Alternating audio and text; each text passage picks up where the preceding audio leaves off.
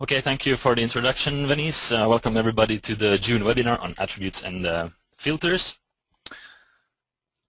Today we will focus on volumetric filtering and we'll show you some workflows to where we use structurally oriented filters to, for example, smooth your seismic data, combine attributes to show different geologic features such as faults, for example. And finally, I'll present to you two attributes that we use for detection of subtle DHIs that might otherwise go undetected in your data. Here we have an overview of today's webinar. I will first present to you the OpendTect attribute editor, where we create, edit, evaluate, and apply attributes. So here we have the attribute editor, and we can create attributes in two ways. We can, for example, use the drop-down lists highlighted here in green to your right, or we can use default attributes provided by DGB. These default attributes can, of course, also be tweaked by the user at a later stage. We can evaluate attributes in real time. So we can test parameters we set for our attributes. Finally, we're able to save and retrieve multiple attribute sets in our projects. So now we'll go over one of the basic filtering workflows. It's the dip-steered median filtering workflow. So we start off with our raw seismic volume, which could look something like the volume here to your right. From this volume, we create a background steering cube. And the steering cube is a OpendTect plugin, so you will need to have a license for that, hence the plug icon. And what the steering cube does is it shows us the dips of our reflectors in our seismic data. And the reason why we call it background steering cube is that it's something we filter quite heavily in both Z direction and horizontal direction to remove local dip information. So we only want to preserve the background dip. And with using this background steering cube, we're able to filter our seismic to create something we call dip-steered median filter seismic. And I will go ahead now and demonstrate this to you.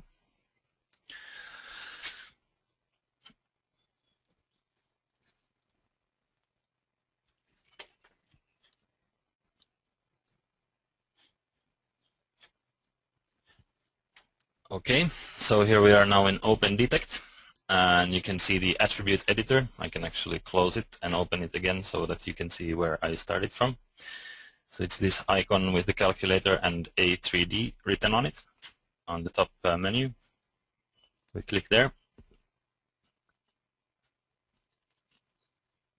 and it opens up our attribute editor. So here I've already added the dip-steered median filter attribute to the list, together with a difference attribute, which will just show us what we will remove, but I will get back to that in a second. So the dip-steered median filter attribute is created from, it's a statistics attribute. In the first box we choose statistics, and in the second one volume statistics. We select our original seismic as input data. We want to use a flat time gate, so we don't want to smooth the seismic in the Z direction. We only want to smooth it in the horizontal direction. We choose cylinder as the shape. Step out we can leave at 0, 0, because we will, in a second, we will evaluate the optimum setting for this step out. The minimum number of valid traces we can leave at 1. Finally, the statistic we want to output is median. So choose median in that drop-down list. Set steering to full. Choose your background steering cube. Give a name to your attribute and click Add as New, and it will appear in the list.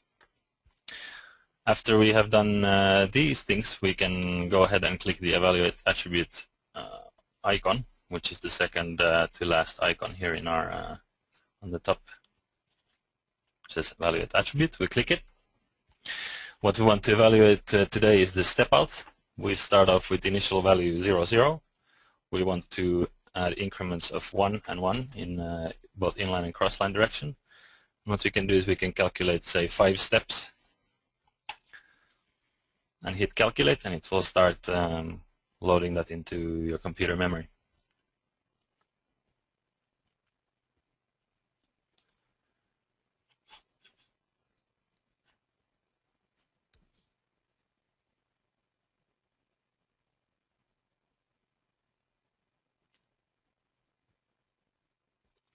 Okay, so now we have loaded our steps into memory. We can zoom in a bit on our section here to see what happens when we move the slider back and forth.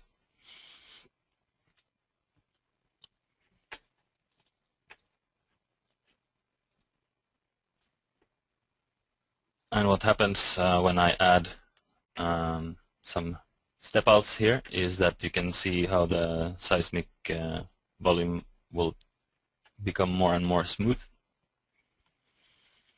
And once we go to the extreme setting, which is 4:4, you can see that we're already smearing a lot in the horizontal direction. This is something you have to test with your data. You have to try multiple settings to find the optimum settings. We don't want to filter too heavily to create artifacts. You want to keep the filtering to find a good balance in your data. And I think step out 2 will work quite well for this data set, so I go and click accept. And once I click accept, it will automatically update the step out in the attribute to 2 and 2, as I chose. I have also created a difference attribute here. It's basically a mathematics attribute where I remove the dipstick median filter from the original just to see what was removed, and we can go have a look at that in the scene. I'll click OK.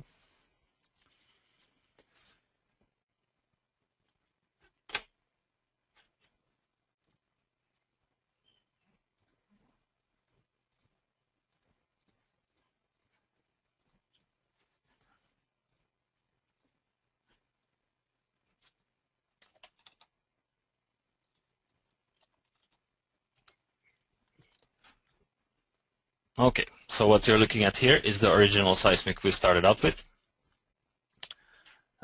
This one is the dipstick median filter seismic we just created. It's an attribute calculated on the fly, now in the tree. And the last one is this difference attribute where we can look at what was removed from the data. And you can see it's mostly incoherent noise, so this is pretty good. And that concludes this demonstration. Now back to the presentation.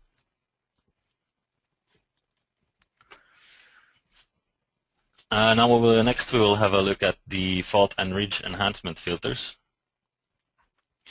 And before we start analyzing and running workflows and doing things like this, it's good to have a thorough overlook of the data you're working with.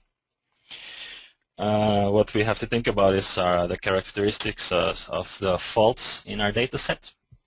Basic questions we can ask ourselves is, for example, the signal-to-noise ratio. How does it look? Is my data very noisy? Is it very good? For example, are the faults very fuzzy, or are the faults very sharp? And do I see breaks in the event, or are the fault blocks kind of joined together? And also, are the faults deeply or steeply dipping, or are they tilted? And here in these images, we can see the first example here to the left. It shows a quite nice fault scarps here. They're quite sharp. So in this case, we want maybe to just use the original data for the input for the fault and ridge enhancement filters. In the second image, we see that in the center, we see that the fault blocks are kind of joined together. The reflectors are joined together. And in the last image to the right, we see a quite fuzzy image because this faulting is related to, or there's hydrocarbon migration in this case related to the faulting, which results in this kind of very noisy seismic. So after answering these basic questions and preconditioning our data, we use that volume. What we do then is we calculate a minimum similarity attribute from that volume. And what we do is with a mathematics attribute, we want to combine two different attributes. So where our similarity is low, we want to output a diffusion filter seismic data. And where we have high similarity, we want to output smooth seismic data. So in essence, low similarity will of course be at and close to your faults, and high similarity will be away from your faults. And just here is a small schematic of the difference between the dip-steered median filter and the diffusion filter data. So you can see that the dip-steered median filter will preserve the trends and of course the steps. Then if you can imagine that this this ramp here is a fault, it will remove the spike, but it will preserve of course then the ramp shape. And here to your right you see the diffusion filter. It's basically something that replaces traces of bad quality with neighboring traces of better quality and migrates the data towards the fault. So this will then result in a quite sharp fault scarp. So here we see some screenshots of seismic on section. This is from the F3 demo dataset we also used for creating the dip-steered median filter demo. And to your right you see a minimum similarity attribute calculated on a Z-slice close to where this section is. And this is now original seismic data. So you can see that the fault image is, you can see the faults, but it's a bit fuzzy and unclear, and let's see what we can do to make it better. This image just shows the similarity, the same similarity attribute also on section. And you can see that it's quite a fuzzy image. The next image is from the fault enhancement seismic on section to your left, and a minimum similarity derived from this fault enhancement seismic to your right. And you can see that the difference is quite big here. We see the faults are quite sharp in this image. And also on section we can now maybe identify a bit more with a bit more confidence where the faults actually are. And here again is similarity, the same similarity attribute displayed on section. You can see also on section that it looks quite a lot sharper. Now the ridge enhancement filter is a bit different. It uses actually a similarity attribute as input, and it will look for the direction of maximum difference, and there it will output a high value, and where you have a low difference, there it will output a low value. And some of these benefits, the ridge enhancement filter over the fault enhancement workflow, is that we can visualize really small scale faults and fractures.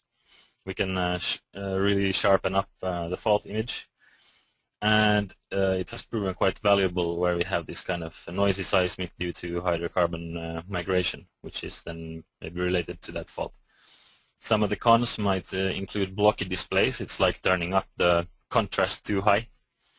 In this case, we might need to go back to our data to have a look at what we can do. We can, for example, increase the step out of the similarity attribute. We can increase or decrease the time gate. It's again dependent on the data you're working with. Or we might also enhance footprint related features that we actually don't want to highlight. Again, then you might need some preconditioning of your similarity attribute. And this is just a graphical representation of how the ridge enhancement filter works. We start in the center here and look for the direction of the maximum ridge or the lowest similarity, and we will output a high number.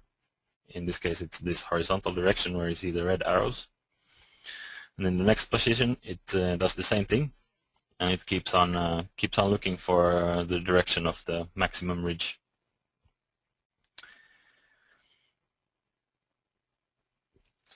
And I will go ahead now and demonstrate the ridge enhancement filter to you now.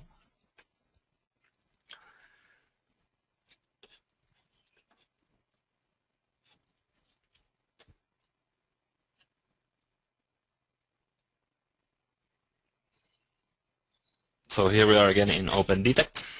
what we can do is we can open it up this time from a default attribute. So click the green drawer icon to open up available default attribute sets and select Ridge Enhancement Filter. And click OK. Now OpendTect will ask you for your seismic input. So this should then be your original seismic or your preconditioned seismic data. We'll just select the original seismics here for now. The next thing it wants is the background steering cube. So it will go ahead and ask you to provide an input for your background steering cube. Just select it in the list and click OK. Now we hit OK here. You can see that the attribute is automatically created here in the list. And there is, of course, many different intermediate steps to come to this point, which are now hidden. And in fact, in the next OpendTect release, we will have advanced modes of this attribute, so you can also have all of the intermediate steps in this list. And what we can do next is just click OK. And the Ridge Enhancement Filter is, of course, best viewed on a Z slice.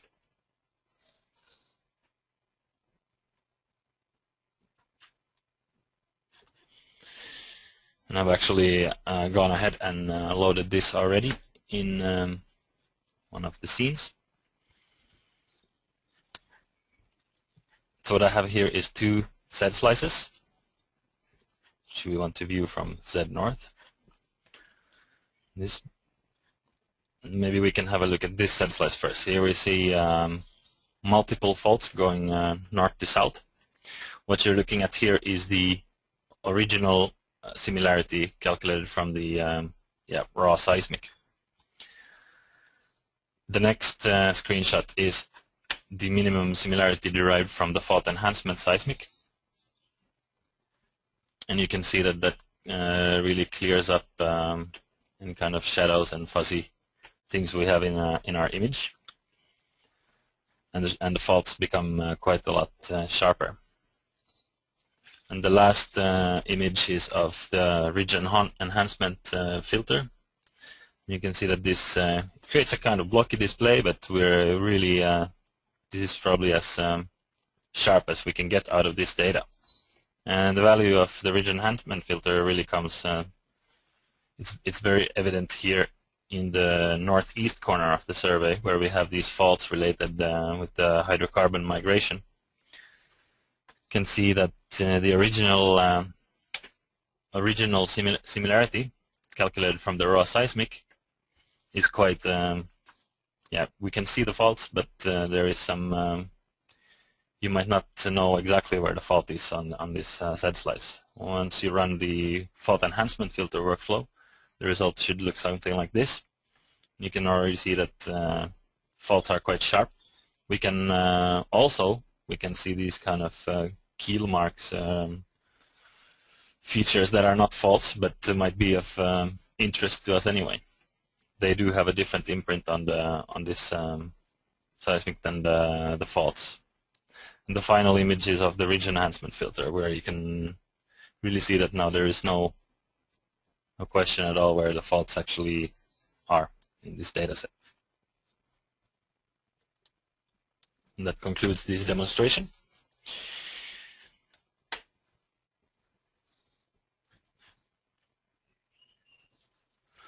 Next, I will briefly go over some two attributes that we can use to highlight some subtle DHIs. In particular, I will be talking about local CCB and optical stacking. So to start with, local CCB is an attribute provided with the CCB plugin. And this one can be used, for example, to detect fluid contacts, and it has also proven quite useful in 4D studies. We can see change in these over time. And what we do with this local CCB attribute is that we provide a horizon. Usually it would be something like top reservoir, and we determine a radius and restack the data according to the contour lines of the horizon. And the optical stacking works in a way that we have a, for example, random line or inline or cross line parallel or across our feature of interest, and we select a step out and we display those parallel or perpendicular lines along this this line, which will, in theory, it will enhance our flat spots and so forth. The next image will show you a horizon grid with just the regular amplitude overlay from the original data. You can see we have some low amplitudes here in the center, roughly in the center of this grid. The next image is after applying the local CCB attribute, and we can see now that these anomalies are kind of pinpointed. And here in the last image, I've just included the contour lines so that you can see clearly what has happened. It's actually taking these contour lines and outputting the average within that contour on top of the horizon. And as for the optical stacking attribute, this can be useful when wanting to display some subtle flat spots. Here in the left image, you see just the original raw seismic. And in the right image, we have a optical stack with step out of 5, and you can see just this red oval here is highlighting something that could be considered as a subtle flat spot. Unfortunately, I have to point out that we do not have any good data to use for showing these two attributes to you. But these can be, of course, then you can test it out on your own data set if you have something something good. Finally, I would like to mention that ArcCLS has come out with a new plugin called the Seismic Feature Enhancement. And basically what this is a optical stack attribute with some more user control, so to say. So do check it out on the ArcCLS website or on our website. And that concludes this webinar. So I would like to thank you for your time. And if you have any questions at this point, feel free to raise your hand, and we'll go through those together. So thank you very much. Back to you, Venice. Okay, thank you very much, Kristoffer. And now it's time for you guys to just if you have any question, again, write it in your question pane or raise your hand.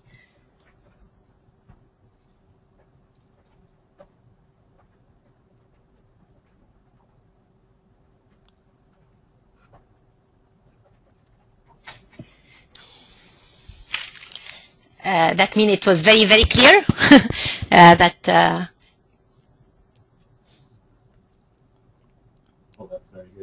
Well, that's very good, but I'm sure there are some questions.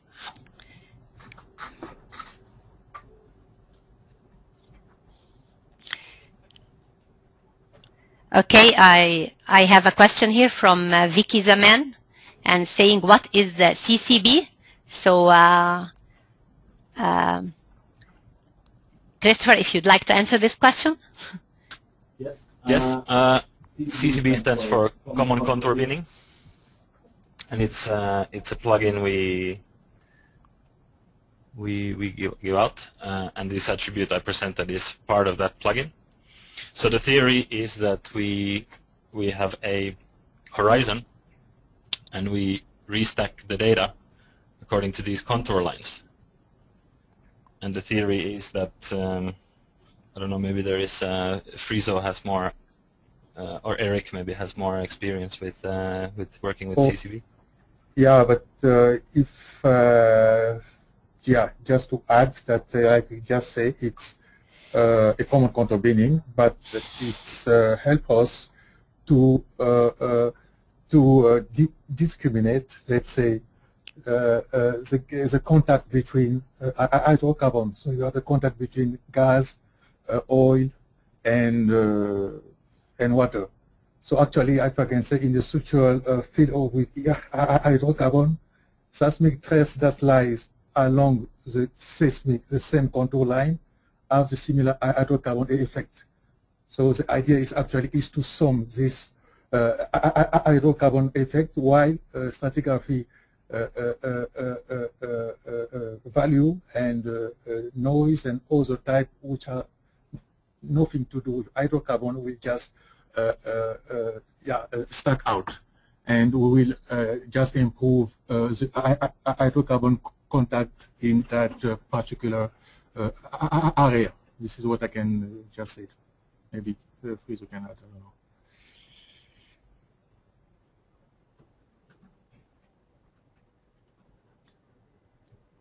Is that correct? Maybe is it clear? Is for yeah, Vicky, does that answer your question? Okay. All right, good. All right, we have another question which I pass to Friso.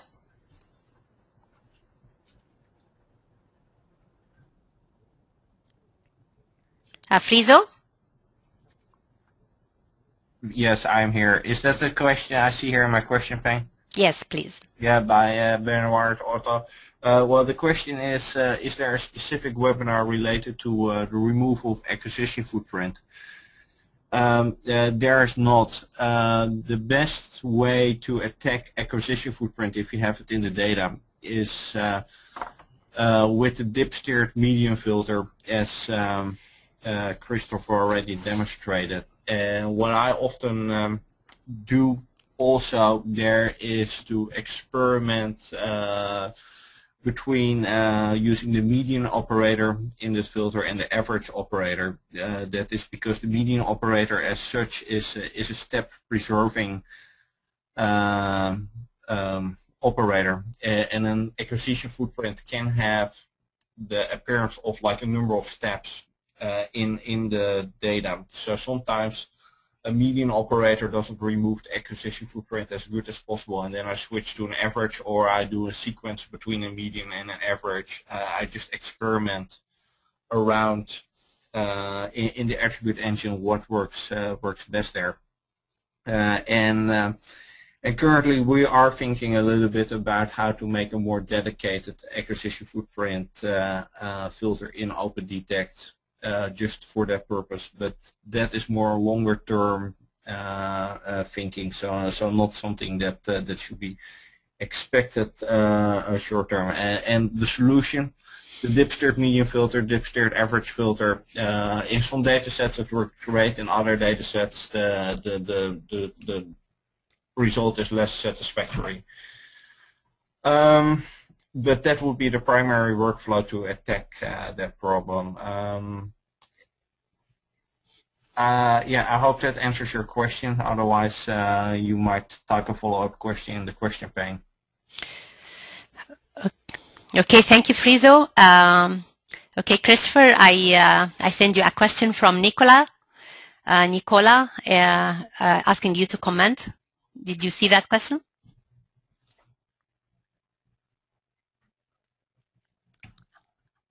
Kristoffer? Hello. Yeah, did you see that? I sent you a question from Nicola asking, could you comment about the processor power and time needed to run this GSMF and fault enhancement filter? Yeah, okay. Well, the first thing to do is, of course, in OpendTect to always preload data as much as possible, because then really you speed up all these kind of on-the-fly calculations. But I would say, I think this system I'm on is not. It's good, but it's not exceptional. So just in this survey, by preloading the seismic and the steering cube, I'm really able to do it real time, and I don't have to wait too long. Then, of course, once you have verified your settings of your dip-steered median filter attribute, for example, or your fault enhancement filter, you could always go ahead and write those as output them as seismic volumes. It's always much more quick to retrieve that from disk than to do this on the fly. I hope that answers your question. Okay, thank you. Okay, Friso, I passed you another question too. From Yes, Claudia. I see that. Okay. Yeah. And the question is, do you have an attribute to calculate the signal-to-noise ratio in OpendTect, or do you determine this only by looking in your to your data? The answer to that is twofold. With the testing, such as we saw with the Dipstick medium filter and with a volt enhancement filter, that is partly subjective. It's partly in the eye of the beholder. And I want to make one more remark about that later. But if you want to quantify your signal-noise ratio, the easiest way, and I'm not sure, maybe Kristoffer can demo that actually, is go into with a mathematics attribute and subtract the original data with the filtered data. That already gives you a noisy appearance, tells you a little bit about the noise, but then you want to know how much is that noise relating to the original signal strength. So what you can do then subsequently is take a root mean square amplitude of the noise and a root mean square amplitude of the original data and divide those on each other. And that will give you maybe not a formal definition of the signal noise ratio, but at least give you some proxy about what is the strength of the noise you removed compared with the strength of the original signal. And actually, when you go to our neural network chimney attribute, you will see that is one of the attributes we use to detect chimneys, because gas chimneys are typically associated with areas with increased seismic noise. Then going back one moment with to what's in the eye of the beholder, with, for example, the Dipstick medium filter, it depends also on your purpose. For example, if you want to make a volume and you want to auto-track very quickly through large amounts of data without having too many cycle skips, you don't care about too much stratigraphic detail, you might actually decide to remove more noise, or actually what's not noise, than necessary. So there's some amount of subjectivity there also what you consider noise. I hope that that answers your question. I don't know if it's possible for Kristoffer to really quickly demonstrate building that attribute. Do you think that's possible, Kristoffer? Yeah, hello. Well, what we can have a look at, for example, just very quickly, is this the difference between the Dipstick medium filter and the original seismic. For example, I showed. It should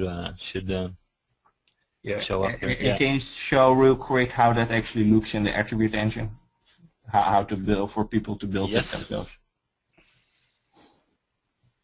So it's a very simple attribute. All we need is to first create our Dipstick median filter, or whichever other seismic volume, and then the difference is really you go in, you choose basic here in the first drop-down list, and then mathematics in the second, and you specify here smooth seismic minus original seismic. For example, I wrote here DSMF minus original.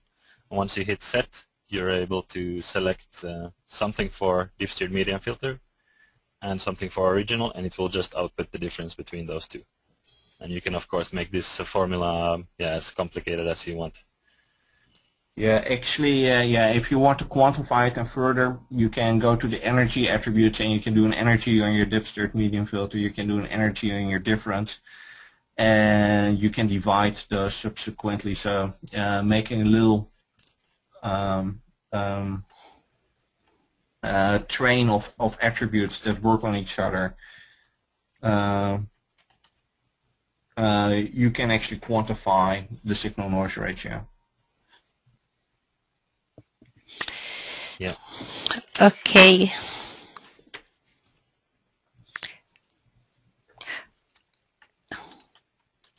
Do you have any more comments? And that's it, because we have a couple of more questions. Yeah, the only comment is there that for Kristoffer, actually, that in his previous attribute, energy of dipstick medium filter. That should actually be the energy of the residue. Okay. Okay. Yeah.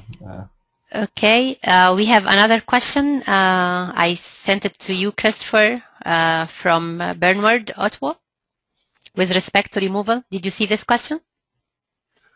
Yeah, I think I actually forwarded it to you just a while ago because I didn't have time to look into that. With respect to removal of acquisition footprint, are there any intentions to implement something like factorial kriging to analyze footprints?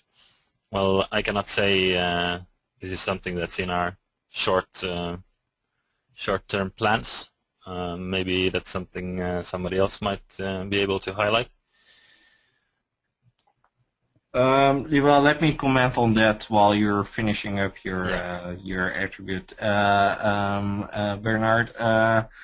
No, that particular, at least I'm not aware of that. I'm not aware of everything that goes on in our company, but we are aware of that. People are looking for more dedicated solutions to remove acquisition footprint.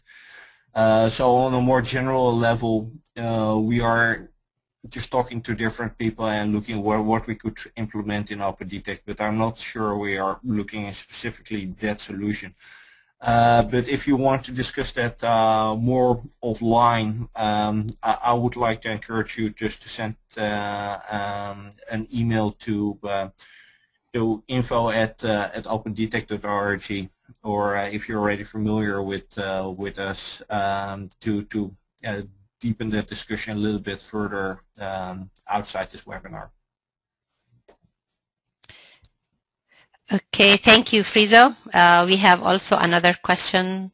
I'm going to give it to you again. Friso, please, from Reja.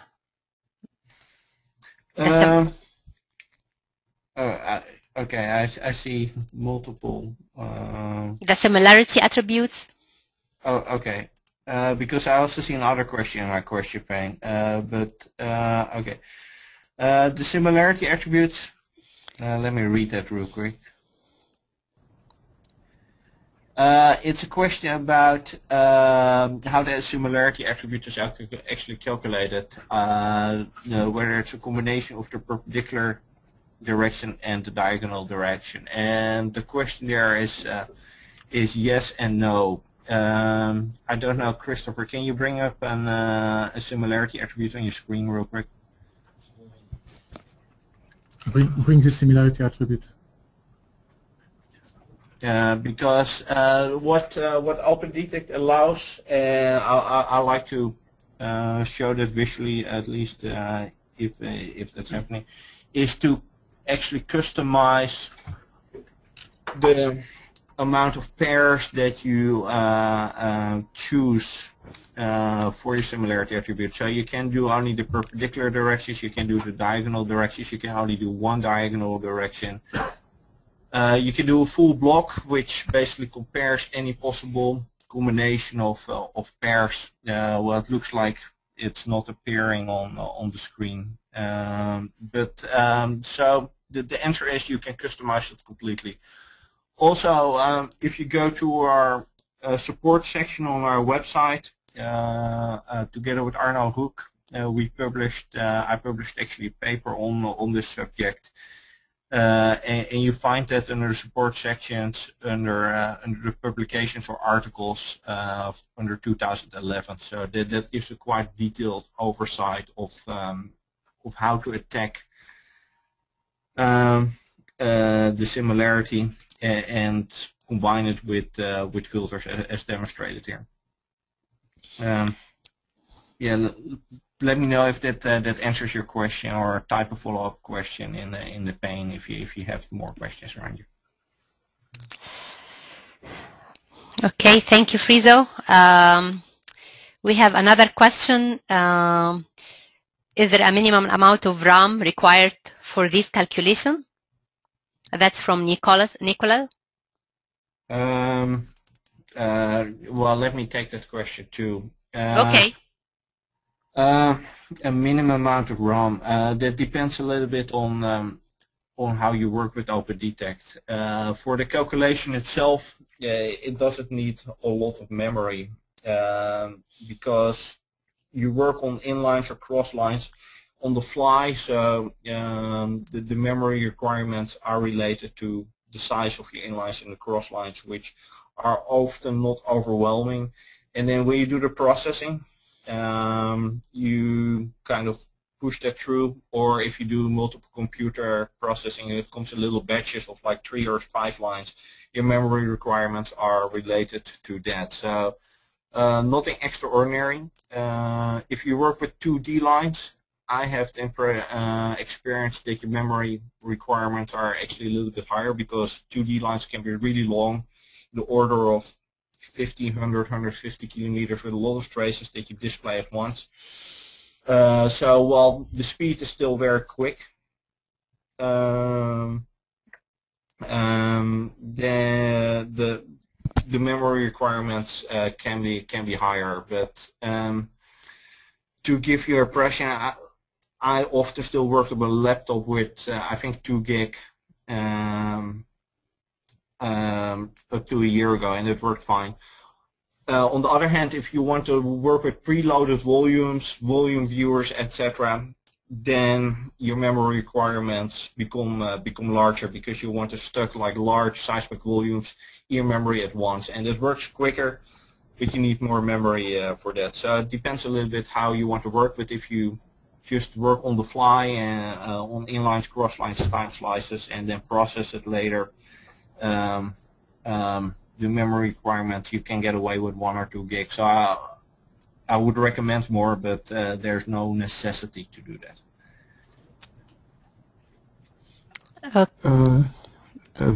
Venice, there is a question here. I don't know if I got it right. If I properly understood, isn't optical stacking only possible for inline and coastline? And yeah, I will just briefly reply that on random line, you can do that. You can do your optimal stack using random line instead. This is the question I just got. I don't know if the answer, if the person who sent it is satisfied with the answer. So you can go ahead. Dennis. Lorena, did that answer your question?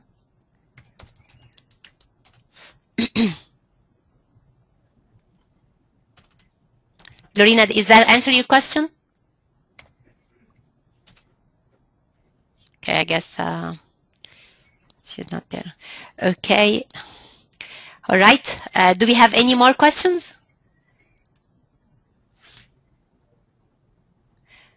Great. That was very active webinar, actually, and very active questions. So, all right. I would like to thank everyone that participating today, and especially Kristoffer and the panelists. Thank you for all the effort that has been done. And I'd like to tell you that if you joined us later after we started the webinar, or if you did not join us before, I'd like to tell you that you will have a recording session for all this webinar with the questions, and it will be in our Facebook page and our LinkedIn page as well. And also, we have one every month, but we have a vacation for July and August, so I wish everyone a happy summer vacation. And please join us again on September. Okay? Thanks again, everyone.